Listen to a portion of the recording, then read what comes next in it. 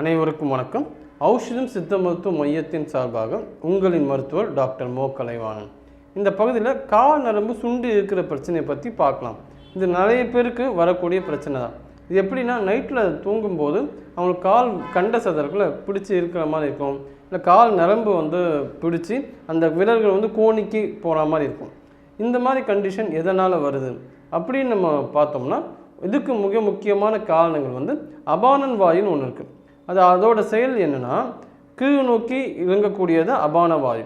அது நல்லா இயங்கினா தான் மோஷன் போகிறது, யூரின் போகிறது, விந்து வெளியேறது, அதே போல் நார்மல் டெலிவரிக்கு இதுக்கு எல்லாமே உடம்பில் இருக்கக்கூடிய அபானன் வாயு நல்லபடி வேலை செஞ்சால் தான் எல்லாமே நல்லபடியாக நடக்கும். அப்போ இந்த அபானன் வாயுவில் ஏற்படக்கூடிய பாதிப்பு கூட இந்த கால் நரம்பு சுண்டி இருக்கிற பிரச்சனைக்கு மிக முக்கியமான காரணமாக இருக்கும். வேறு என்ன விஷயங்கள்னால், உணவு ரொம்ப ரொம்ப முக்கியம். வாயுவை உண்டாகக்கூடிய உணவுகள், உருளைக்கிழங்கு, வாழைக்காய், மொச்சக்கொட்டை, வேர்க்கடலை போன்ற வாயுக்கள் அதிகமாக உணவை எடுத்துக்கிட்டே வந்தோம்னா இந்த வாயு உடம்புல தங்க ஆரம்பிக்கும். அதனால் நரம்பு பகுதி சுண்டி இழுக்கிறதுக்கு வாய்ப்புகள் அதிகமாக இருக்குது. வேறு என்னென்னா, இரத்த சோகையாக இருக்குது. உடம்புல ஹீமோகுளோபின் லெவல் ரொம்ப ரொம்ப குறைவாக இருக்குது. அப்போ இரத்த சோகைக்கு உண்டானக்கூடிய அந்த இரத்தத்தை உற்பத்தி செய்யக்கூடிய உணவுகளை நம்ம அதிகமாக எடுத்துக்கணும். இன்னொரு காரணம் பார்த்தோம்னா, நீர்ச்சத்து ரொம்ப குறைவாக இருக்கும். இன்றைக்கு இருக்க பரபரப்பான சூழ்நிலையில் இந்த தண்ணி குடிக்கிற பழக்கமே நிறைய பேருக்கு இல்லை. சில பேருக்கு மறந்து போச்சு. அதாவது சாப்பிடும் போது கொஞ்சமாக குடிக்கிறாங்க. அப்படி இல்லாமல் இந்த இதை மாற்றிக்கணும். காலையில் எழுந்தவொன்னு வெறும் வயிற்றில் பல்லு விளக்கிட்டு 1 லிட்டர் தண்ணி குடிக்கணும். இதை தொடர்ந்து நம்ம குடிச்சிக்கிட்டு வந்தால் கூட இந்த பிரச்சனையிலேருந்து சரியே வர முடியும். வேறு என்ன இதை செஞ்சு வெளியே வரலான்னு பார்த்தோம்னா, ஊட்டச்சத்து உணவுகள் கண்டிப்பாக எடுத்துக்கணும். இன்னொன்று என்னென்னா, மசாஜ் மாதிரி பண்ணலாம். அதுக்கு கடுகு எண்ணெய் ரொம்ப நல்லா பெஸ்ட்டாக இருக்கும். கடுகு எண்ணெய் லைட்டாக எடுத்து சூடு பண்ணி கால் பாதங்களை தேய்ச்சி விடணும். தேய்ச்சி விடும்போது அந்த நரம்புகளுக்கு ஒரு சர்க்குலேஷன் கிடைக்கும். அது ரொம்ப ரொம்ப முக்கியம். இன்னொரு விஷயம் என்னென்னா, எண்ணெய் குளியல் எடுக்காமல் இருக்கிற பழக்கமும் இந்த நரம்பு சுண்டி இருக்கிற தன்மைக்கு ஒரு பிரச்சனையாக இருக்கும். அதனால் எண்ணெய் குளியல் கண்டிப்பாக எடுக்கணும். ஆண்களாக இருந்தால் புதன்கிழமை, சனிக்கிழமை, பெண்களாக இருந்தால் செவ்வாய்க்கிழமை, வெள்ளிக்கிழமை. என்ன ப்ரொசீஜர்னால், நல்லெண்ணெயை பயன்படுத்தணும். அது சூரியனோட ஒளி படுற மாதிரி வைக்கலாம். அடுத்தது தொப்புள் பகுதியில் தடவிக்கணும். ஃபஸ்ட்டு எடுத்தவனே. அடுத்ததாக நம்ம தலை உச்சந்தலையில் தடவணும். அப்புறம் உடம்பு ஃபுல்லாக அதை தடவிட்டு 20 நிமிஷம் கழித்து மிதமான சூடு அந்த தண்ணியில் குளிக்கணும். சுடு தண்ணியை முதல்ல குளிக்கும் போது காலில் தான் ஊற்றணும், கீழே மேலே. உடம்பை தேய்க்கும் போது கீழே மேலே தேய்க்கணும். இதுதான் எண்ணெய் குளியலோட சிம்பிள் ப்ரொசீஜர். எண்ணெய் குளியல் எப்போல்லாம் எடுக்கக்கூடாதுன்னா, அமாவாசை, பௌர்ணமி, ஏகாதசி, தமிழ் மாத பிறப்பில் 1ஆம் தேதி இந்த நாட்களில் எண்ணெய் தேய்ச்சி குளிக்கக்கூடாது. ஸோ எண்ணெய் தேய்ச்சி குளிக்கிற அன்னைக்கு உடல் உறவு கண்டிப்பாக வச்சுக்கக்கூடாது. அதே போல் உச்சி வெயிலில் வெளியே போகக்கூடாது.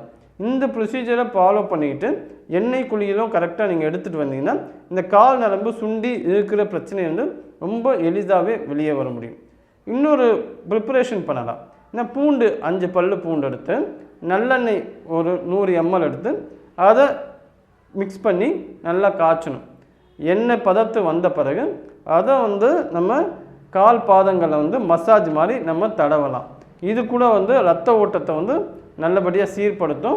நரம்புகளுக்கு பலப்படுத்தக்கூடிய ஆற்றல் பூண்டுக்கு இருக்கிறதால பூண்டால் செய்யப்படக்கூடிய இந்த தைலத்தை நம்ம தொடர்ந்து தேய்ச்சிட்டு வரலாம்.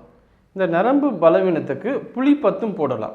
அதாவது புளியை கொதிக்கிற தண்ணியில் கரைச்சி கொஞ்சம் கல் உப்பு கலந்து கொஞ்சம் கொதி வந்தவரை களிம்பு மாதிரி அதை கலரணும். கலக்கிற ஒரு பேஸ்ட் மாதிரி வரும். அந்த பேஸ்ட்டை புளி பத்துன்னுவாங்க. அதை கால் பகுதியில், கால் பாதத்தில் எந்த இடத்துல அதை பிடிச்சி இழுக்குதோ அந்த இடத்துல அதை நம்ம பேஸ்ட் மாதிரி அப்ளை பண்ணணும். இது தொடர்ந்து பண்ண இந்த பிரச்சனை சரியாகிறதுக்கு வாய்ப்பு உண்டு. சில பேர் உட்கார்ந்த போது நல்ல கூன் போட்டு அதிக நேரம் காய்கறி நறுக்கிறது, ஒரே இடத்துல கூன் போட்டு அந்த பொசிஷன் மாற்றி மாற்றி உட்கார்றது கூட இதுக்கு பிரச்சனையாக இருக்கும். அப்போ சரியான பொசிஷனில் நம்ம உட்காரணும். இதுக்கு உண்டாகக்கூடிய என்ன பழங்கள் சாப்பிடணும்னா, சப்போட்டா பழம், மாதுளம் பழம் ரொம்ப அருமையாக இதுக்கு கேட்கும். அதை தொடர்ந்து எடுக்க இந்த நரம்பு பலவீனத்தில் பலமாகறதுக்கு நிறைய வாய்ப்பு உண்டு. வேறு என்ன விஷயம்னா, விளக்கெண்ணெய். விளக்கெண்ணெய் ஒரு 5 ml எடுத்து அதை நம்ம வந்து குடிக்கணும். 1 வாரம் இல்லாட்டி 2 வாரம், காலை மதியம் இரவு. இந்த 3 வேளையும் சாப்பிட்றதுக்கு முன்னாடி 1 ஹவர் பிஃபோரே அந்த நக்கி அதை சாப்பிடணும் விளக்கெண்ணெயை. இந்த மாதிரி சாப்பிட்டுட்டு வந்தால் அந்த அபான வாயு வந்து அந்த ஆதிக்கம் வந்து மட்டுப்பட்டு இந்த நரம்போட பலவீனம் வந்து சுத்தமாக இல்லாமல் நரம்பு பலம் அடையிறதுக்கு நிறைய வாய்ப்பு உண்டு. உணவில் பொறுத்த வரைக்கும் அதிகமான கசப்பு சாப்பிடக்கூடாது, மிதமான கசப்பை வந்து சாப்பிடலாம். சில பேர் வந்து அந்த கசப்பு சுவை ஒரு வேப்பிலையும் எடுத்துக்கலாம், அடிக்கடி சாப்பிட்ற பழக்கம் உண்டு, உடம்புக்கு நல்லதுன்னு சொல்லி. பொதுவாக வேப்பிலை நல்லது தான், ஆனால் எதுவுமே வந்து ஒரு அளவு தான். அந்த அளவை தாண்டி நமக்கு போகும்போது அந்த சுவையை அதிகமாகி நரம்பை வந்து பாதிக்குது. அதனால் எல்லாமே ஒரு மிதமான அளவில் இருக்கிறது ரொம்ப ரொம்ப நல்லது. எதெல்லாம் உணவில் தவிர்க்க வேண்டியதுன்னா ஆயில் ஐட்டம்ஸு, முட்டை, பரோட்டா, மைதா ப்ராடக்ட்ஸை கண்டிப்பாக அவாய்ட் பண்ணணும். உணவுக்கு என்னென்ன முக்கியம்னா புளியும் மிளகாத்தூளும் கண்டிப்பாக முக்கியம். ஆனால் இந்த பிரச்சனை இருக்கிறவங்களுக்கு புளிக்கு பதிலாக எலுமிச்சை பழத்தில் இருக்க புளி, தக்காளியில் இருக்க புளியை அதிகமாக பயன்படுத்தலாம். அதே போல் மிளகாத்தூளுக்கு பதிலாக மிளகுத்தூளை பயன்படுத்தலாம். இதெல்லாம் நல்லபடியாக பயன்படுத்திட்டு வந்தாலே இந்த பிரச்சனையை வந்து தீவிரம் அதிகமாக நம்ம பார்த்துக்கலாம். சரி, இந்த முத்திரை என்ன பண்ணலாம்? எக்ஸசைஸ் இருக்குது, ஆசனாஸ் இருக்குது, ப்ரீத்திங் எக்ஸசைஸ் இருக்குது. அதோடு சேர்த்து இந்த ருத்ர முத்ரா இது ரொம்ப நல்லா வேலை செய்யும் இந்த நரம்பு பிரச்சனைக்கு. அதுதான் இப்படி தான் பண்ணணும். இதுதான் பொசிஷன். அதாவது கட்டை விரல், மோதிர விரல், ஆள்காட்டி விரல், மற்ற 2 விரல் நேராக இருக்கணும். இதுதான் வந்து ருத்ர முத்திரைன்னு வாங்கும். இந்த ருத்ர முத்திரை பண்ண பண்ண என்ன ஆகும்னா அந்த நரம்பு வந்து பலவீனம் சரியாகும். சரியாக நீங்கள் எப்போல்லாம் ஓய்வாக இருக்கீங்களோ அப்போல்லாம் சாதாரணமாக இதில் மடியில் வச்சுக்கலாம். மடியில் வச்சுட்டு உங்கள் சுவாசத்தை கவனிக்கலாம். சுவாசத்தை கவனிச்சுக்கிட்டு இந்த முத்திரை வைக்கும்போது 20 நிமிடம் தொடர்ந்து செய்யும்போது நரம்பு வந்து பலமடைந்து அந்த வீக்னஸ்லேருந்து இதை வெளியே வர கொண்டு வரத்துக்கு ரொம்ப உதவியாக இருக்கும். யோகாவும் பண்ணலாம். என்னென்னா மத்யாசனம் பண்ணலாம், பாலாசனம் பண்ணலாம், சேது பந்தாசனம், வஜ்ராசனம், பத்மாசனம் போன்ற ஆசனங்களும் பண்ணலாம். கரெக்டாக அது அந்த முறைப்படி நீங்கள் கற்றுக்கிட்டு பண்ணுறது ரொம்ப ரொம்ப நல்லது. இந்த மாதிரி உணவு கட்டுப்பாடு, ஆசனங்கள், முத்திரைகள் அனைத்தையும் சேர்ந்து நீங்கள் வந்து தொடர்ந்து செய்யும்போது தான் இந்த நரம்பு கால் பிடிச்சி இழுக்குது பார்த்திங்களா தசை, அதிலேருந்து ஈஸியாக வெளியே வர முடியும். நன்றி, வணக்கம்.